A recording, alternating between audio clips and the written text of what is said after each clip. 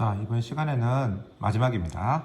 속도와 거리를 할 건데, 속도와 거리의 기본적인 개념은 똑같아요. 그래서 미분할 때 위치를 미분하면은 속도가 되고, 속도를 미분하면 가속도가 된다라고 배웠어요. 그렇죠? 그래서 위치를 미분하면 속도가 되고, 속도를 미분하면 가속도가 되기 때문에 기본적으로 우리가 가속도를 적분을 하면 속도가 되고요. 속도를 적분을 하면 위치가 되는 건 맞아요.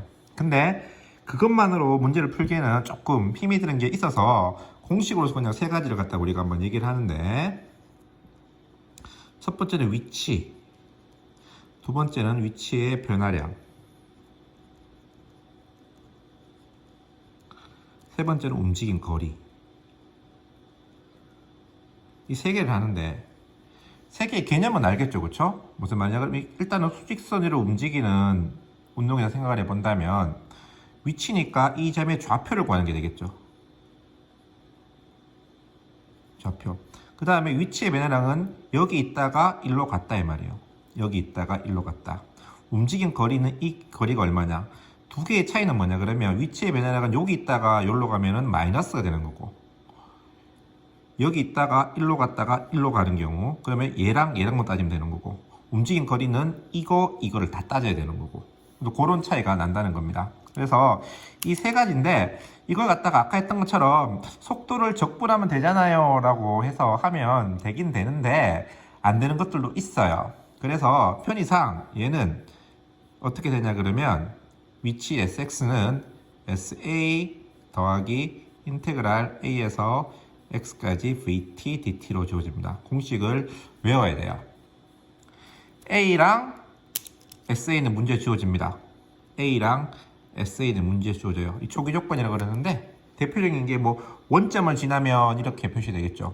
원점을 지나면 원점을 출발하여 이렇게 원점을 출발하여 예를 나오면 a가 0일 때 위치 0이다 이런 식으로 될 겁니다. 그래서 어쨌든 얘는 문제에서 주어지고요. 위치는 이렇게 주어진다. 그냥 적분을 해서 적분상수 계산하면 안 돼요 라고 말을 하는 친구도 있어요. 그래도 돼요. 이게 그 말이에요. 적분해서 적분상수를 계산해도 되긴 한데 공식으로 외우려면 좀 더 편한 면이 있다라는 거고, 그다음 위치의 변화량은 인테그랄 a에서 b까지 vt dt로 주어집니다. 요게 조금 이해가 안 될 텐데, 왜냐 그러면 위치의 변화량은 이거 왜 이래 되냐 그러면 위치의 변화량은 아까도 말했지만 b초일 때 위치에서 a초일 때 위치를 빼면 돼요. 위치의 변화는 변위, 소위 말하는 벡터량이기 때문에 중간에 생략합니다. 첨과 끝만 알면 돼요. 그럼 요렇게 되면 요게 이제 굳이 적자하면 st, ab 요래 되니까 이게 이제 s 위치를 미분하면은 뭐가 되는 거예요? 속도가 되는 거니까 이런 식의 나온다 이 말인데, 그냥 가정보다는 공식으로 기억해두면 좋습니다. 그 다음 세 번째, 움직임 거리는 a에서 b까지 절대값 vt dt다.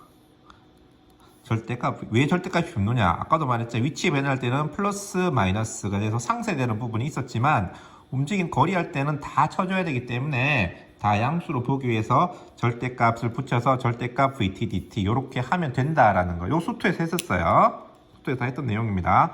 차이는 뭐냐 그러면 수투에서는 이런 것들이 전부 다 다항함수로 나왔다면 지금부터는 여기에 이제 이런 게 나온다는 거, 지수 로그 삼각함수 이렇게 나온다는 거죠. 그 차이면 똑같습니다.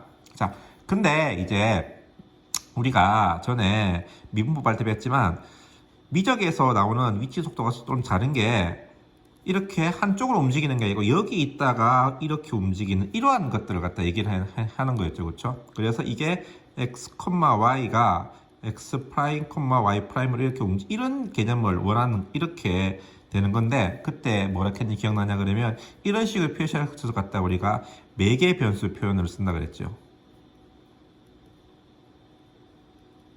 요렇게, 그렇죠? 요렇게 됐을 때 속도가 어떻게, 요게 위치가 이래 된다 그랬죠. 속도는 어떻게 된다 그랬어? 속도는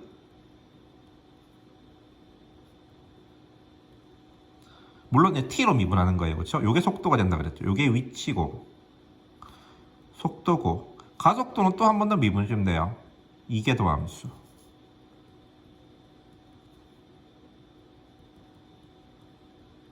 이게 가속도죠. 그럼 이 말의 의미를 잘 생각하라 그랬죠? 이게 이래 되기 때문에 그냥 컴마라 이 말이에요. 컴마. 그러면은 여기서 똑같이 세 가지 위치랑 위치의 변화량, 움직임 거리 세 개를 똑같이 하면 되는데 요거는 위치는 좌표가 나오기 때문에 얘 갖고 요거 한번 하고 얘 갖고 요거 한번 하면 되고 얘도 마찬가지 하면 위치의 변화는 똑같아요. 요거 한번 하고 하면 돼요. 위치의 변화도 이런 거예요. 2,1에서 3,1로 간다는 말이거든요. 예를 들어 3,2로 갔다. 예를 들어 2,1에서 3,1로 가면 얼마만큼 움직인 거예요? 1,1만큼 움직인 게 되는 거잖아요. 그렇죠? 그래서 위치의 변화를 구하라 그럴 때도 뭐로 나와줘야 돼요. 이거 한번 이렇게 해주면 되는 거예요. 그래서 이거 두 개는 별거 아닌데 시험에 잘 안 나와요. 근데 이거는 되게 중요한 거거든요. 이건 움직인 거리 중요한데, 자, 움직인 거리는 절대값 VT 디테일을 했는데 그때도 말했지만 이게 속도면 움직인 거리는 어떻게 된다 그래요? 루트 f 프라임 t 제곱 g 프라임 t의 제곱으로 된다 그랬죠? 왜?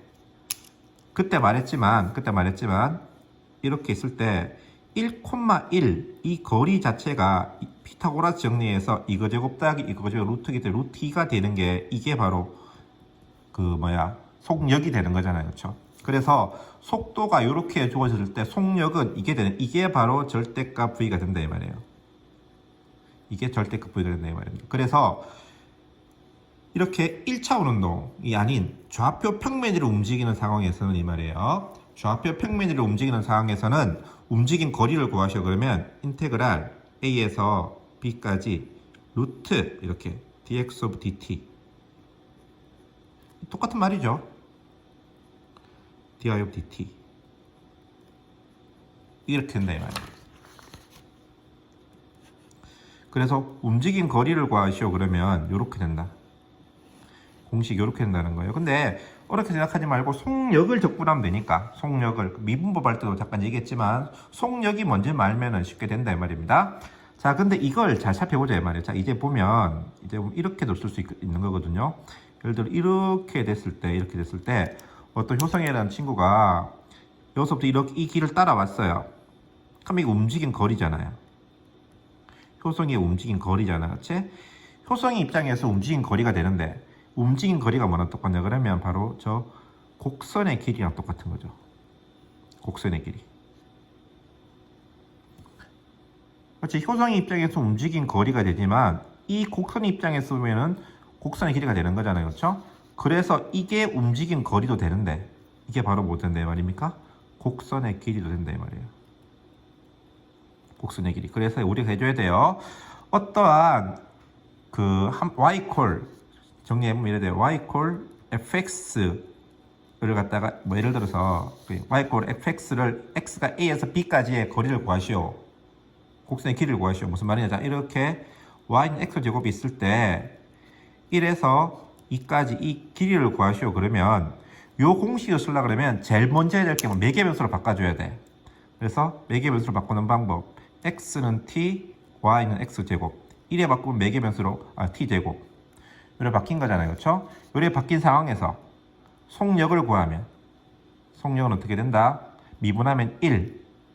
그러니까 요거 미분하면은 1, 2t잖아요. 그렇죠? 1의 제곱 더하기 2t의 제곱 될 거 아닙니까?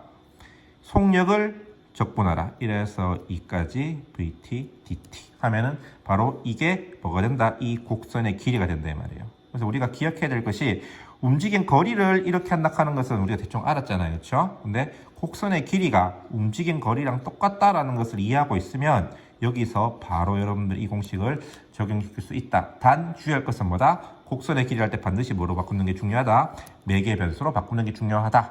요것만 여러분들이 기억하고 있으면 문제 푸는데 그렇게 어려움이 없을 것 같습니다.